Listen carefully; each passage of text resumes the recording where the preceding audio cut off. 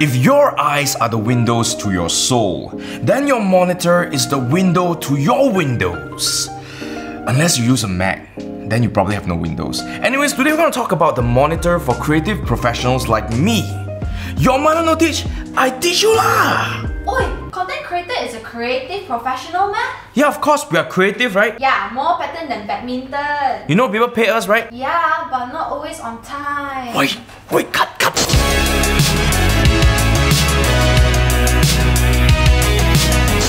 Anyways, when I'm talking about creative professionals, I'm talking about people like architects, designers, photographers, filmmakers, content creators, and so on. If you're one of those people that stare at your screen all day and probably night while scratching your head making creative decisions, then I'm talking about you. Number one, we have size and resolution. Now that really depends on your workspace, how much space you have between you and your monitor. The optimum viewing distance for monitors when you game, especially in FPS, is very close because apparently FPS players are pretty much blind. But if you are viewing your monitor for creative work and so on and so forth, the best optimum viewing distance is actually 1.5 feet to 2.5 feet. While some people prefer ultra-wide monitors because they are ultra-wide like me, it is not for everyone and it really depends on your workflow. For video editing, I prefer a 16:9 aspect ratio, especially in NLEs such as Adobe Premiere Pro and DaVinci Resolve, because you can have your timeline at the bottom while having a preview on top, as well as the menus. Some of the more common sizes for 16:9 aspect ratio monitors are 24 inches, 27 inches, and 32 inches. If you are using a 24-inch monitor, we recommend that you go for 1080p. For 27 inches, we recommend that you go for 1440p or 4K. And if you're using a beast of a monitor at 32 inches, we recommend that you go for more than 4K. Why not? You can afford it. If you're shopping for a 27-inch monitor, you can check out this Acer Concept D CP3271K. Because it has a 4K resolution, it looks nice and has a small stand that will fit on most desks. If you're editing in 4K, you're gonna have a full 4K preview, which is awesome. And with a PPI or pixel per inch of 163, your image is gonna be very sharp, which is very useful when you're working on things or projects that require you to look at finer details. Some may say that a 4K monitor is actually an overkill, but they also say that about my Bentley and my 25,000 square feet house. So, what? Okay, jokes aside, even if you're not a bangsawan, with the RTX 3000 series launching now, some of these cards are very affordable and they're eating 4K for breakfast. If you're using your computer for GPU or CUDA accelerated workflows with something like the RTX 3080 without buying a 4K monitor, it is just a missed opportunity. Even if you're editing in 1080p, you can still use the whole screen and have the full resolution 1080p preview in one corner, which will take up about a quarter of the screen without zooming in, and you will get all the details. What more do you want?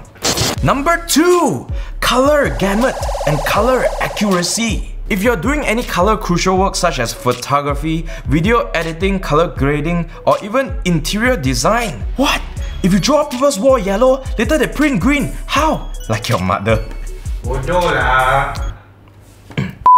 There are 3 main types of monitor panels, which are IPS, VA, and TN. If you are doing creative work, you should always choose IPS because it has superior color accuracy for the most part compared to these other 2 types. Well, you can also use VA for editing, but when you move left or right and get out of the optimum viewing angle, the color will shift until your mother also cannot recognize. To understand color gamuts better, you can check out this diagram. Gamuts are commonly represented as areas in the CIE 1931 XY chromaticity diagram. CIE stands for International Commission on Illumination. Commonly used gamuts in approximate ascending order in terms of width and coverage of the CIE 1931 color space are sRGB, which are mostly used for web and computer graphics, Rec 709 for HD TV, Adobe RGB mainly for printed media, DCI P3 mainly for digital cinema, and finally Rec 2020, which is the new 2012 UHD TV standard.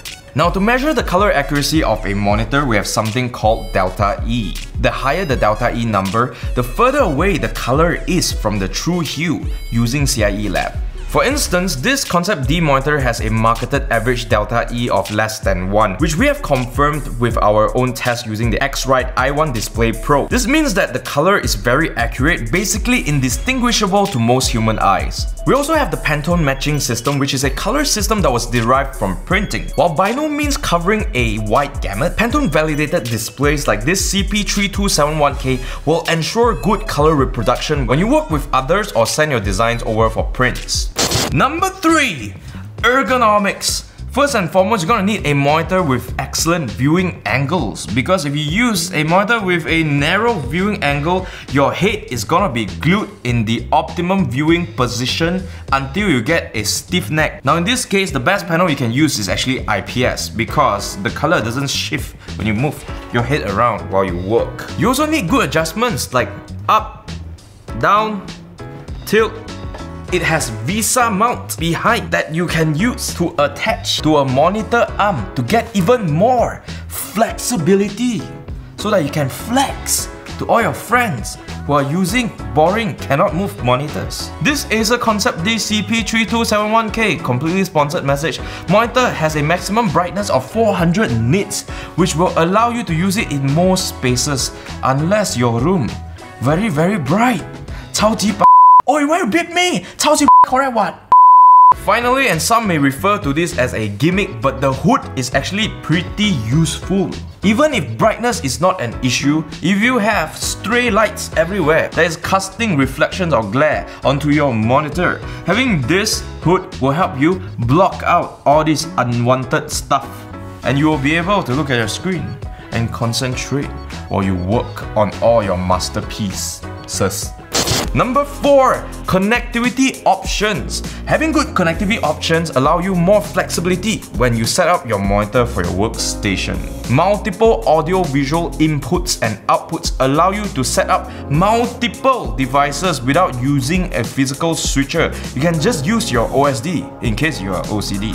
Also, that 3.5mm jack is actually very useful because you can plug in your headphones. A lot of headphone manufacturers out there produce very short cables with their headphones, and you cannot reach it if your PC is like somewhere there. Don't listen to her when she says size doesn't matter. Believe me, it matters. So those are the main points that you should watch out for, but here are some bonus ones. Number 1, we have refresh rate. For most creatives, a 60Hz refresh rate is more than enough for most of your work.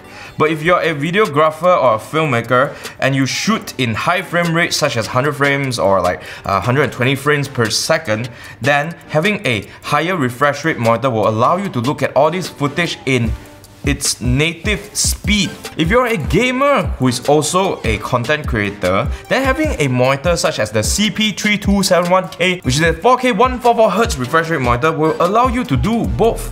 Work hard, play hard. Number 2, HDR or High Dynamic Range. If you want to work on HDR content properly, I recommend that you have a monitor that has a max brightness of 1000 nits and above.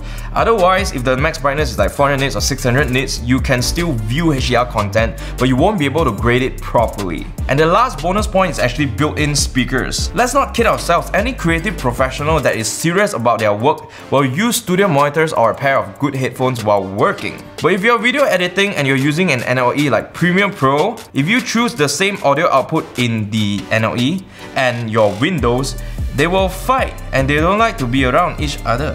Having built-in speakers allow you to separate your output of your NLE and your Windows so that you can use both peacefully in harmony.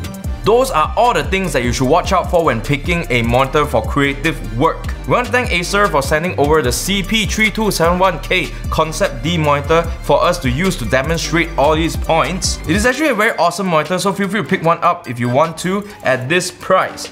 If you thought this video is awesome, please give us a like and share. Subscribe to our YouTube channel and hit the notification bell to see more content like this. Leave a comment to let us know what you think about content like this. Your mother no teach, I teach you ma. Also, don't forget to follow us on Facebook and Instagram to see more shenanigans from the Malthouse crew. And I will see you in the next one.